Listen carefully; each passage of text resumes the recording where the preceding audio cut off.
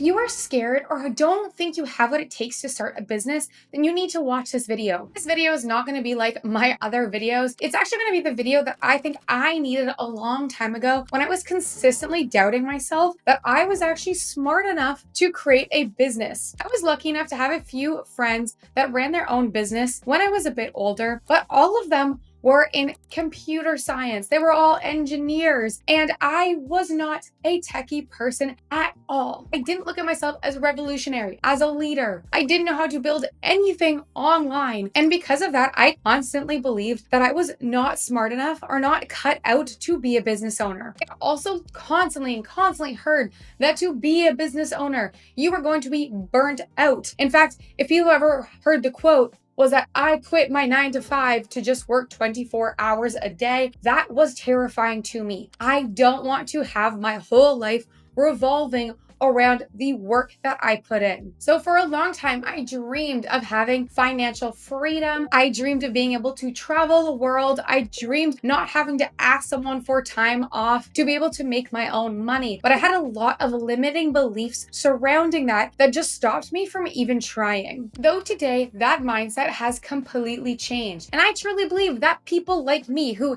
in my mind, I don't think I'm very special. I'm not that smart. I'm not that talented. If you watch my videos from 3 years ago when I started, I was horribly awkward in front of the camera. Yet over the last few years of running my business and trying to change those limiting beliefs, I have found the different ways that I truly believe that anybody can be successful, even if you truly don't believe that you have that in you yet. And the different shortcuts that I took to be able to help someone like me figure this stuff out without burning out, without getting overwhelmed. So before actually starting a business, I needed to flip the script. I needed to understand why I wanted to start a business. What were my goals around it? Was it just to make money? And the answer for me was no. I didn't want to just make money. I didn't want to be, again, that hustler that worked all day, that traveled the world and went to conferences. No, I wanted to work shorter days, not be too stressed, be able to work in the sun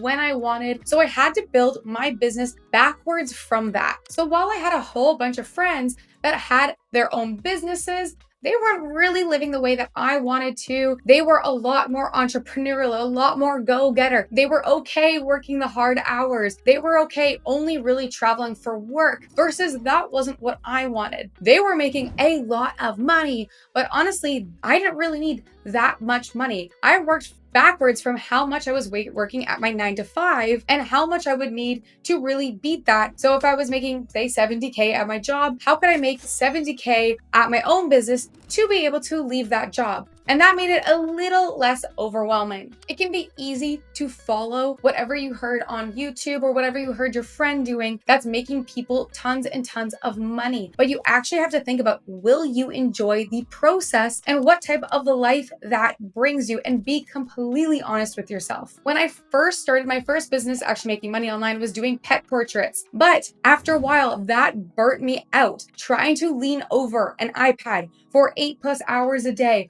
was absolutely not fun, and I wanted to do something a little bit more passive. So that first business actually fizzled out pretty quickly. If you love to make coffee and you want to be home and you want to connect with the community, then you can start a coffee shop. But for me, I don't want to have to be stuck in one location. And for me, I prefer to work on my laptop. So for me, probably opening up a coffee shop, not the right idea. But once you get that idea, how do you actually make it successful as perhaps someone who has never ran a business before? Let me walk you through the different steps that I took to learn and start my own business that I truly think are absolutely necessary for you if you are in the same position that I was when I was first getting started. The first thing you need to do is study your competition. No matter what you are doing, if you are trying to create YouTube videos, study people who are doing the same YouTube videos as you. If you're planning to sell on Shopify, study what people in your niche are selling. Study what their website looks like. Study what their checkout process looks like. Check out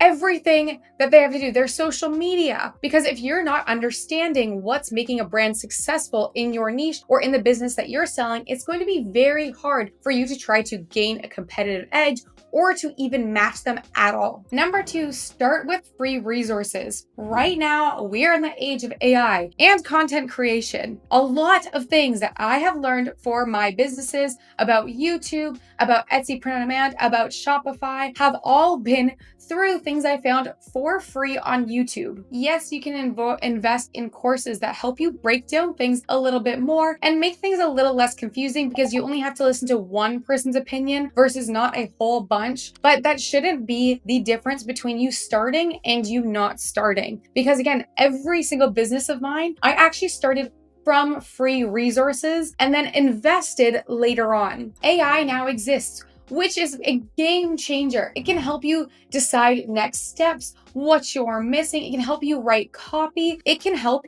fast track so much of the creation and just helping you get clarity. When you have a question, just ask AI. I have had many times where I didn't know how to do something on Shopify, and before I did not know how to get the answers, and now I can just ask ChatGPT and they've given me step by steps how to accomplish the task that I'm trying to do. The third thing I've done along the way, which is an investment but is generally a cheaper option to help you grow, and that is paying people to do audits along the way. So for my Shopify store, for example, when I first got it all set up, my conversion rate wasn't great. So what I ended up doing was going to Fiverr or Upwork. Usually I personally use Fiverr, though I've heard Upwork is great as well, and just looking for conversion rate optimization audits, in which someone who usually has a bunch of 5-star reviews, I do looking around, find someone on my budget that has done well for other people, and having them review my store and give me personalized feedback on how I can increase that conversion rate or how to accomplish whatever task I'm looking for. For my YouTube, I have paid for multiple different audits. Someone to audit my thumbnails, someone to audit my page, someone to audit my scripts. I'll probably do one also soon because number one, I feel like this video is kind of all over the place, but this is an unscripted crazy video, so it doesn't really matter. Another thing you absolutely need to have when trying to start a business is focus. For me, yes, I listed a bunch of businesses that I've started, but those were all started in different years. I created my Etsy store, I got it up and successful. After that, I started talking about my Etsy store on YouTube. This YouTube, for example, a year later. A year after that is when I started selling Shopify, selling the same products I sold on Etsy. So 2 years later, doing this on Shopify, because this helped me create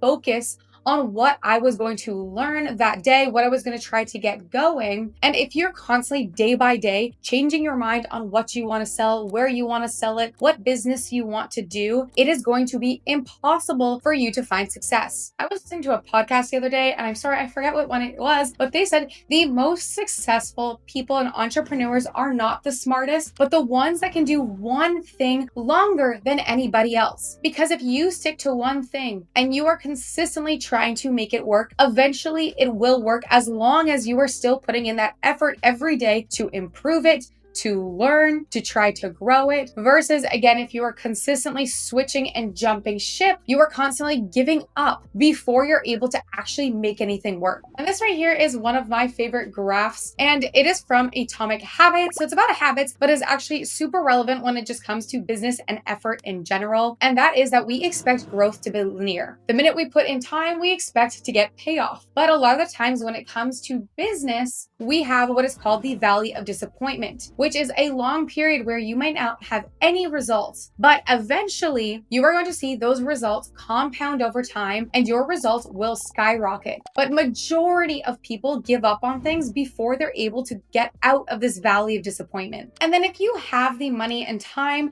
outside of doing audits or on top of doing audits, I do also highly recommend finding a mentor or a community that helps you grow and to give you constant personalized feedback. Courses are fantastic. Again, I have an Etsy print on demand course. I've taken courses, but on top of my course, I add 2 free months of my membership in which I do live calls, in which I give personalized feedback, in which I do full audits for people. And when I personally am looking to join someone or to get that type of mentorship, I need that personal feedback area. So in the past, The last course that I did was mostly a mentorship, and I was given access to the course on top, but we had weekly calls. I was able to talk with the coach. I currently pay for a lifetime coach who right now helps me with all of my businesses and my personal, I guess, goals as well. And having someone be able to give me that feedback, that personalization is something that has been invaluable for all of my businesses. Personalized coaching, group coaching, memberships, anywhere that you can talk to people to help you when you get stuck and grow is like getting a consistent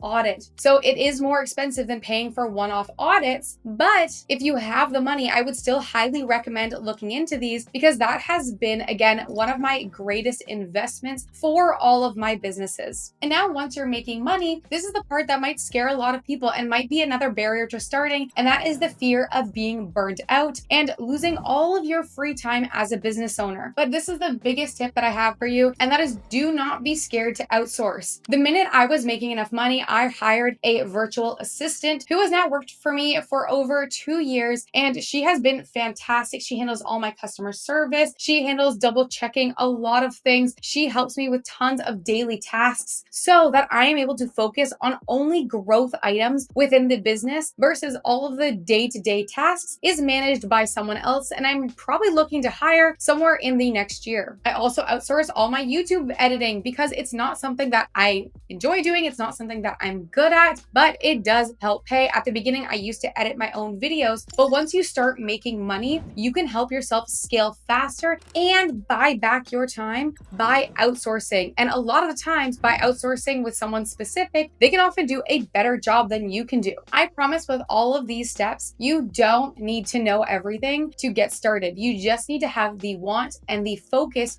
to get started and to know that every time you do something, you are going to be getting a little bit better every single day. And that is going to compound over time so much quicker than you realize. I found my vision board from about 5 years ago, and it was pay off my phone bill with some side income. Now I have quit my job. I travel the world for half the year and I make way more than I used to at a 9 to 5. But to my old self, if you told me that 5 years ago, that would have seemed absolutely unbelievable for someone like me. And you may be like, oh, but you know so much about YouTube. You knew so much about Etsy. I started from nothing. Again, go watch my old YouTube videos. People still comment on them and ask me what is wrong with me when I was filming because I wasn't even looking at the camera. I was too scared. It's going to be scary. But again, confidence comes with doing. So does growth. And I believe in you. Thank you for listening to this long video on, I don't know what I'm going to call it, but I hope this helped for people who are in the same position as me and know that you are capable